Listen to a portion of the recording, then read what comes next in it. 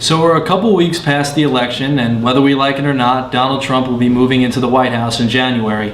Even a couple of weeks later, many people are thinking to themselves, how could this have happened? Speculation still continues on how Trump could have defied every poll and proved every media pundit wrong. Some are looking for a scapegoat, and something that agitated me in the days following the election was the blame placed on third-party candidates. In this country, one of the many rights and privileges that we have is the right to vote. A right that I believe should be reserved for a candidate we believe in and one we would want to see in a particular political position.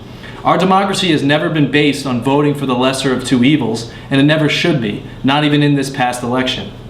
It is a fallacy to believe that your candidate is entitled to my vote based on my conscience just because the other candidate is so horrific. Each person is entitled to his or her own vote, free of judgment. When millions of Americans went into voting booths on election day, it was just them and the ballot, and that's the way it should be. Also, isn't politics about building bridges and not walls? Instead of blaming me and others who voted third party, why not try to bring us into the fold instead of driving us away? But unfortunately, immediately following the election, those who did not subscribe to this idea almost wholly blamed the rise of Trump on third-party voters. How about the millions of people who didn't vote at all, or the over 10,000 people that wrote in Harambe? They didn't waste their vote? Most importantly, how about the people who actually voted for Trump? There is no denying that they were the greatest reason for him winning the White House. They were the ones that were okay with his actions during the campaign, not third-party voters.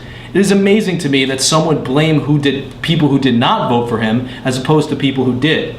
So of course I'm not happy with a racist, misogynist, and xenophobic man in the White House, particularly one that's now supported by several white nationalist groups, but I'll know that when I look back on this historic election 30 years from now, I'll know that I could look at it with a clean conscience.